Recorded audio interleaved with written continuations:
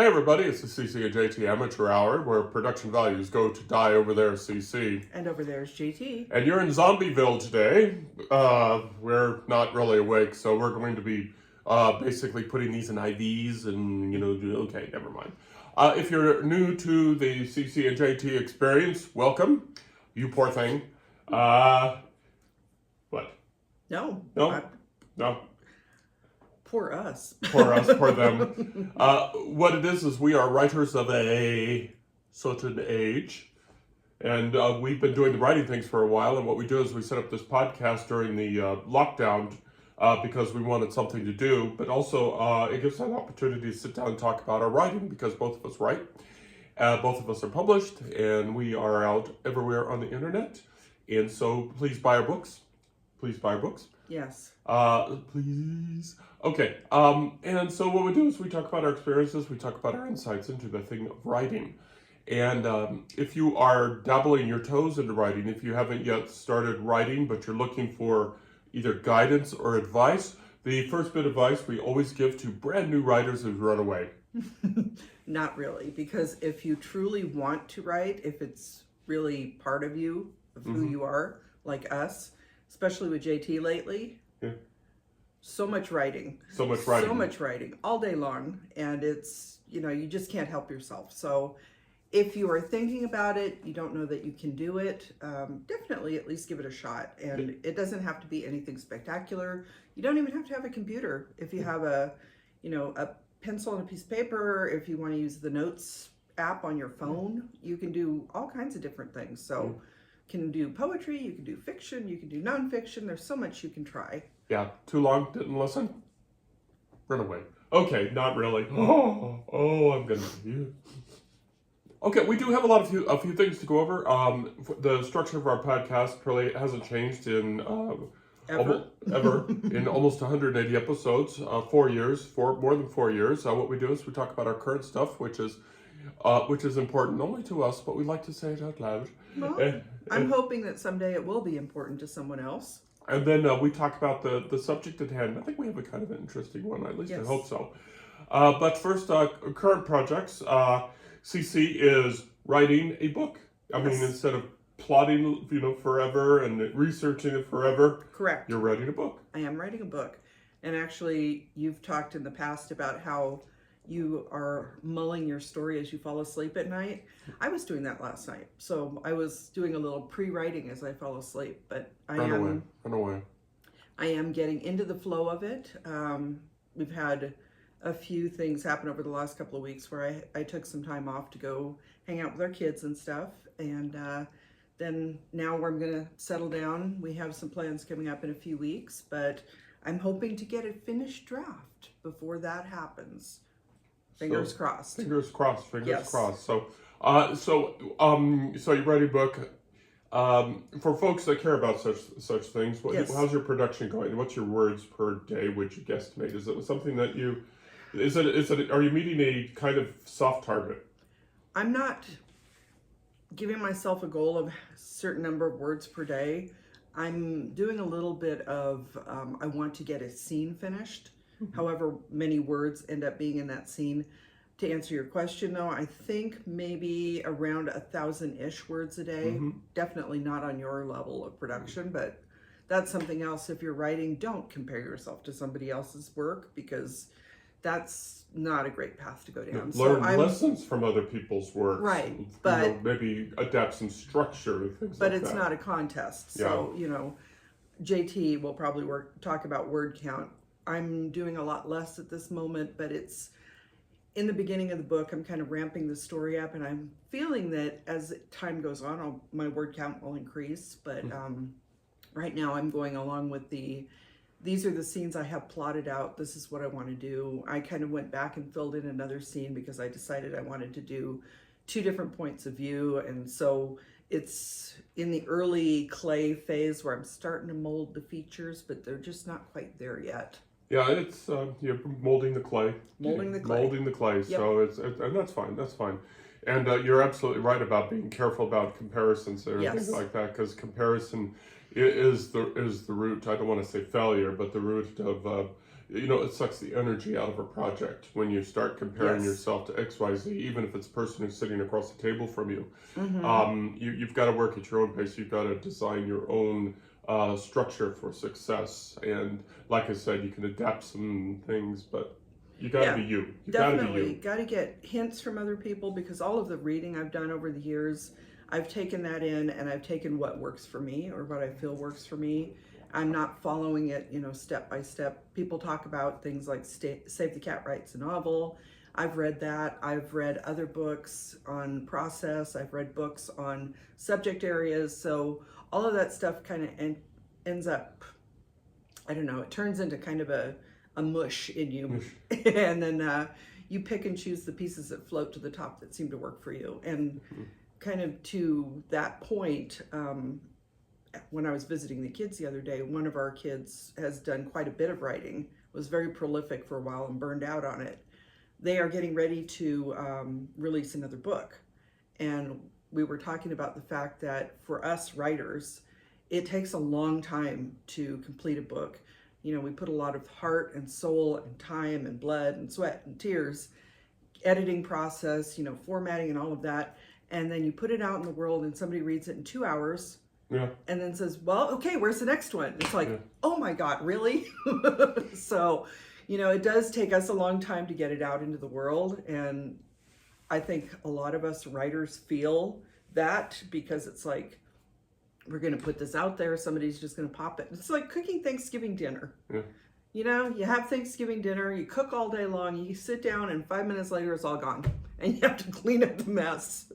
But it was good. It was good. Man. So it's a long process, and it can be frustrating because we know it's a long process. And if people are reading certain authors and they're very fond of certain authors, I know famously at this point in time, I don't know if he ever brought it out, but George R.R. Martin, finishing off his book series, I think he kind of dropped it because the show ended and everything. I don't even know where he is. Now we're back to the comparison thing. So yeah. Right. But my point being, not that we're comparing ourselves to these other authors. It's that the process itself takes a lot of time. So I'm not looking at specific goals because once I get it out there, it's going to be out there, and someone may read it in 2 hours, and then I'll be like, darn it. I have to write another one. Well, we started out by talking about your books, and now we're talking about, somebody just finishing it in 2 hours and moving on. So that was quite the range there. Okay. I mean that in a good way. I was just observing.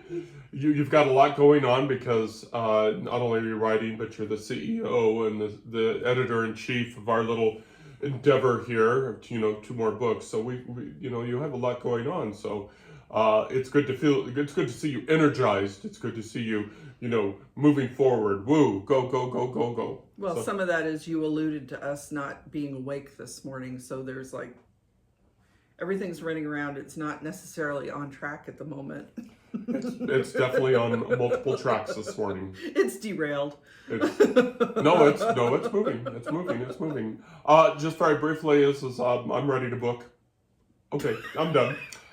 Oh, fine. Okay. No, What? Come on. I know we're not comparing, but talk about your process. Okay. So just not being verbose or anything is I've got a book at the. Why are we looking at me like that? We're emphasizing the verbose now, are we? I have a book at the editors, which I should come back here pretty soon. It's a space epic, which is kind of what we're going to be talking about today in a kind of way. And I'm working on and I have 2 other books written in the space epic series, and I'm working on the prequel to the space epic. So and that's what I've got going on right now. I've got 40,000 close. I think I've got 40,000 words on it, 40,000 words on it. So it's coming along. I think I'm in the 2nd week of writing it. The words are just flowing, probably because the structure is already there. Because I've written 3 books already. So all I have to do is it's easy. Just plug in the characters and you're done. That is true, because you're writing about things that you alluded to in the books that you've already written. So I guess some of that is there, and it's been kind of gelling for a while, maybe. Yeah. So we basically, so we've got a few books coming, and We're just waiting because we really want to get these books out because they've been living with us for a very long time. Your book, both of our books, years and years, we live in them. And we just, you talk about, getting them out there and having read only 2 hours. Right now I'm at the point where I just want to get it out there and just be done with it. Actually, now that you mention it though, the book that I'm currently writing has been living in my head for years. This specific story, but in the process of just the first chapter, I already have characters that want their own books. Yeah. So it's like... and such as the praying of the insane writer. Yep, so it may turn into a series also. If you are, again, new to this experience, we are also obviously retired because we spend so much time writing, and we also spend so much time with our little writing enterprise, 2 more books. So, we did our service, public service to the citizens of Nevada, and in my instance, to the citizens of our great country. So what we've done is, aside from writing, is we've picked up the habit of, road trips. In the very short time that since Cece has joined me in retirement, we've already done 2 interesting road trips. Again, if you're new to the experience. And next week or the week after, we haven't figured out yet, we're going to be doing another road trip to Sacramento, where we have family. And then we're going to be wandering our way up north to Canada. Again, Canada. So if you follow our adventures, if you follow our podcast, you'll know that we were in Canada in, I think it was very early May. Yeah, something we like made that. it either very late April or early May. Yeah. So we spent a night in London, Ontario. But this time around, we're going to be going up to British Columbia. So that's going to be fun. That's going to be a reason visit for me because I lived there 40-something years ago. So it'll be, 50-something years ago. So it'll be a revisit. God, I am so old. It'll be a revisit for me. And then we're going to wander down. And speaking of Ontario, we're going to be stopping by Ontario, Oregon, because Cece has an itch that we have to scratch. And we're not going to mention it right now because she is not a stalker. Yes. No, I'm not. Okay, but we're going to be doing that big loop. So we're going to be going from Nevada to California, Oregon, Washington, British Columbia, and then we're going to wander down through Washington and the eastern part of Oregon, peek into Idaho, say hi, Idaho, because I've never been to the state of Idaho, and then wander down to Nevada and come home. So it's going to be a bit of a circle. So we're looking forward to that. We're calling this trip Mini-Me. The last trip we did was quite the 7,000 miles. Big ass trip, and this one's going to clock in under 3,000 miles, so we call it Mini-Me. That's still a lot of driving though, and it will be some interesting terrain because if anyone is familiar with the Pacific Northwest, the coastal region is very green and lush, and then the interior portions, I know specifically of Oregon, probably also Washington, are very similar to Western Nevada in that it's more of a high desert environment. So in the course of one state, and this is true of California also, you get a lot of different climate zones. So it's like we did go through a lot of different terrain when we went back east, but we're going to get a lot of different terrain within a much shorter period of time. And we are going to be adding this. I don't know how much we're going to add. We're going to be adding this trip to the book that we've already written, which we call the Bat Book. The Bat Book. The big ass trip book, and we're going to be adding those chapters, maybe a few chapters, and then we're going to ship that off to the others, and we hope to get that out by the end of the year. We really want to get these books out because they're just living with us, and I have found, and Cece can understand this, but there's some books over here on the bookshelf over here. I'm looking at them, and it's like I remember each of these trials and tribulations to get these books out in the world, and then once they're gone, and I enjoyed writing them. I enjoyed writing them. I had fun, but to get them in the rearview mirror is also a relief, so I can move on to the next one. And right now we've got so many books built up in our house. We got to get them out so we can keep moving. So here we have the Tucci Chronicles, which is actually a compilation of 2 books. We've got Love and Death in I-80 West and Starting Over in Las Vegas. Right. This is the first of a 2-book series currently. Maybe there will be a third someday, who knows? Okay. But this actually is a very popular book, especially if people are interested in the West, interested in Nevada. This is the Sheriff of Nevada book. The second book is Sheriff of Nevada Downfall.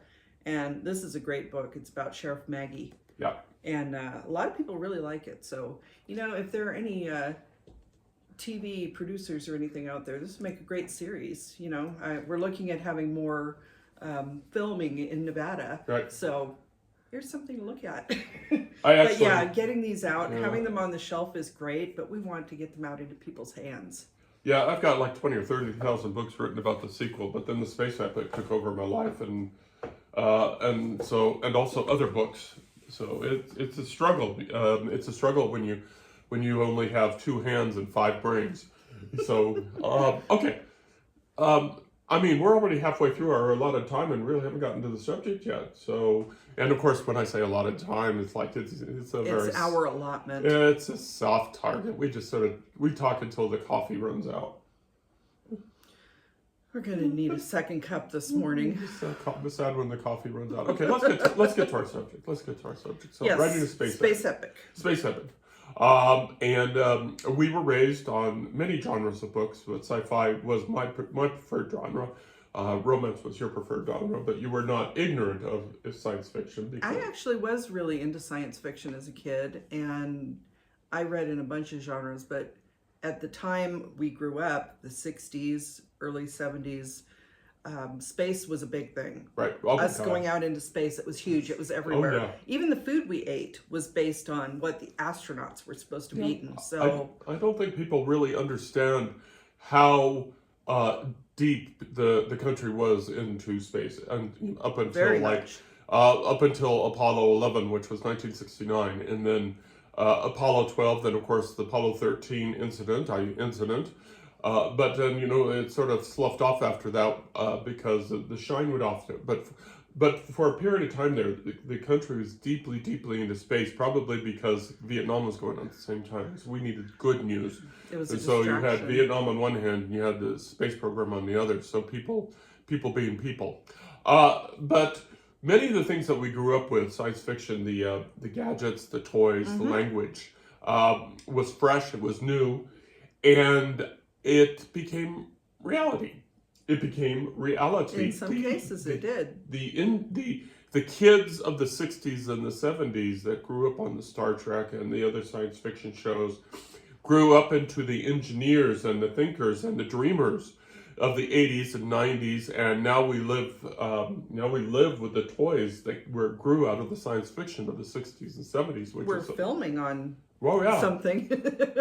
Yeah. We use our cell phones to film this. So if you think about Star Trek and the data pads that they used, or the communicators, they actually had multiple devices in Star Trek. So they had the data pads, they had the communicators. We've got it all rolled into one. The dreamers that were on the series were just amazing. And I have to admit that X number of years ago, when I got my first flip phone, I was just completely tickled. I think we all did that. I think we were all extremely tickled. And so we find ourselves in the age of the internet, of course, the age of information, which I did not expect for all. For good or bad. We could talk about that level of hysteria that's connected with the age of information. We could talk about that forever. But again, we find ourselves between the bad news and the good news, and we're going to go ahead and swing over to the good news. The bad news, of course, being the political climate and how the media is continuously throwing blood into the water. Or we could talk about the science, and the science, of course, is amazing.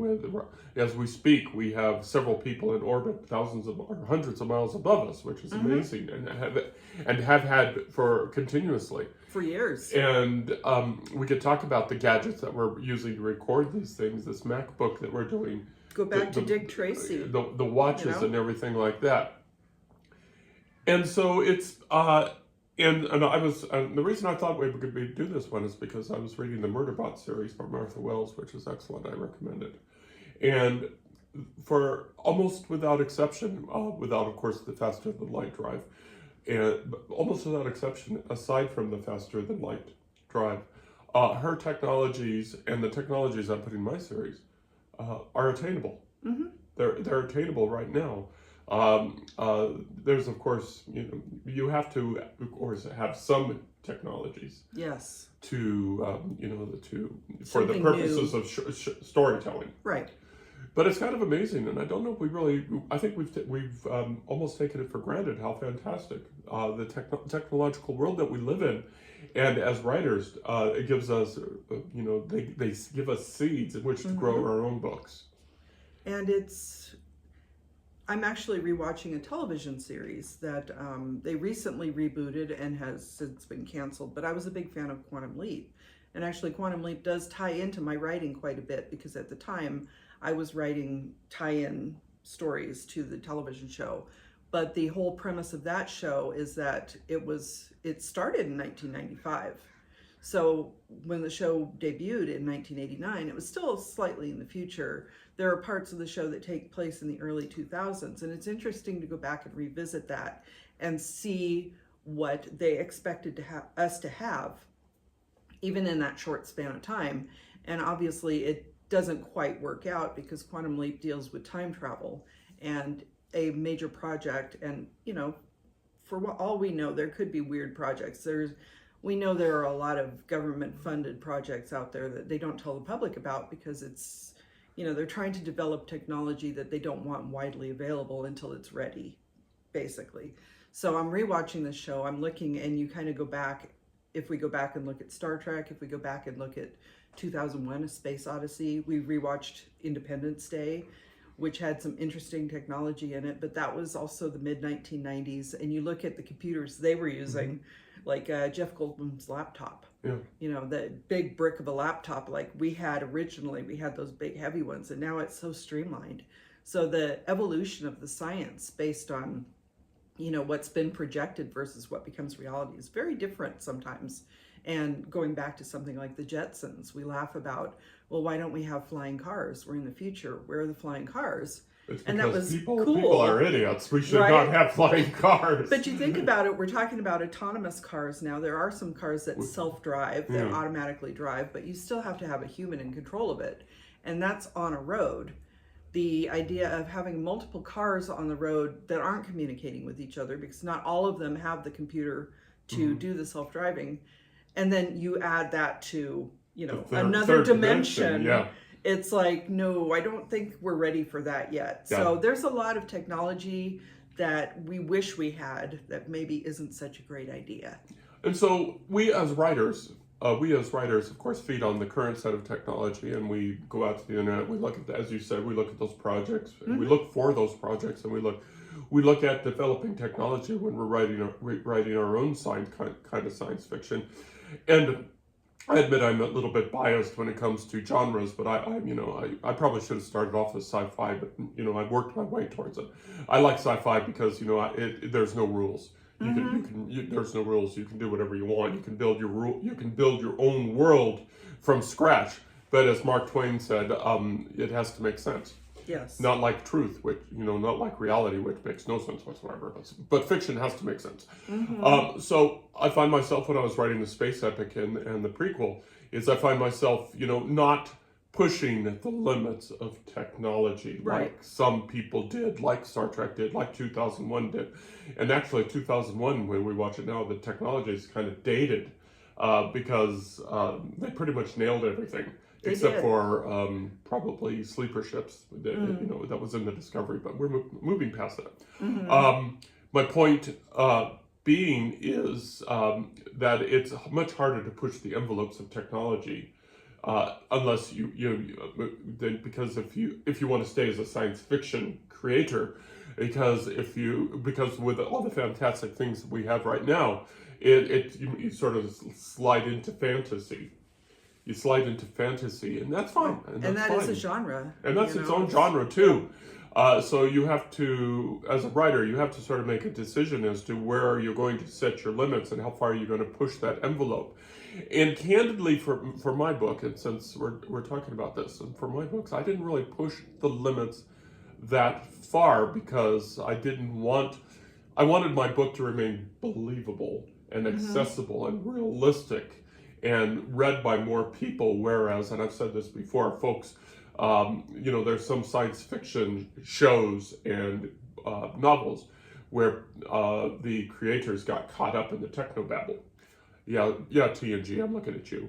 And I've always felt that the more technobabble that the show has, the smaller the audience it has. And I'm more interested in people actually than I am in technology when I write a book.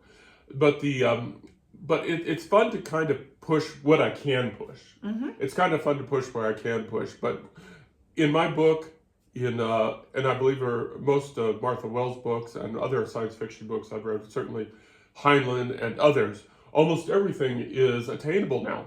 When we're talking, books that were written 20, 30, 40, 50, I'm a Heinlein fan, of course, Arthur C. Clarke, Asimov. When the masters were writing stuff and they were trying to figure things out, the technologies they were forecasting, they're kind of like they're here, man. Now, of course, things like, massive cloning, faster than light drives, and sleeper ships, wide-scale sleeper ships. Not quite there, but on the last sleeper ships we're probably close. But they're not there yet, but they feel attainable. Attainable, yeah. They feel like you can touch them. Mm-hmm. And so that's kind of the cool thing and the challenge with being a sci-fi writer now is you just don't know how far you can go nowadays, like the masters could go back in the day. Well, and that's a good point because especially with younger generations coming up, kids who have been born with this technology and they don't know anything else. Our grandkids, for example, I have had discussions with our older grandkid about space, the Apollo program and everything. And I was hugely into the Apollo program. The Saturn V rocket was my favorite thing ever. I just absolutely adored it. And I thought I was something of a minor expert on the subject. Oh no, my 13-year-old grandkid blew me out of the water. It's like, oh, grandma, tall enough to pat me on the head now. Oh, that's so sweet, Grandma. But this is actually what's going on. But you bring him up, or bring them up. You remember when he was young, like right. When they were young, when 2 or 3 years old, right? Opening up a iPad, running through all the applications, and showing me how to use it. Yeah, and showing you how to use it. So which is either and as we said at the time, it's either one or two reasons. Mm-hmm. It's because the technology is incredibly intuitive that almost anybody can use it, or B, that our grandchild was a genius, and of course we want genius. Well, but my point of the whole thing is that kids who have grown up with this technology, if someone our age is writing about it, we're writing about it with our experience, our background. We are early adopters because we weren't born digital, obviously. We predate digital by quite a bit. And we are fluent enough in it to make it realistic. But people coming up who've had this just from day one, they're going to see what we're missing. The Saturn V, the parts of the Saturn V that I couldn't identify with the 13-year-old grandkid, they know this, and they're going to be like, okay, now wait a second here.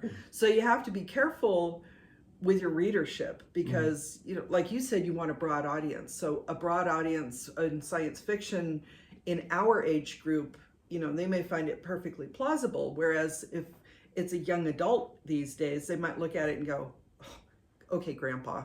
Yeah, I do have to admit that when I was talking earlier about pushing those envelopes, I'm talking about those of us who are early writers, or early adopters who became older writers. Yes. And so I'm excited for the new science fiction that comes from the writers that are grandkids' age and a little bit older, because they'll figure out ways to push those envelopes in ways that we certainly can never imagine. See them. And that's going to be exciting time. That's going to be interesting. And of course, like we've said, we look forward to reading that and then figuring out how to stick it in our own writing if we can. But you actually made a good point when you said you prefer the characters and to have like the science fiction be more of a background.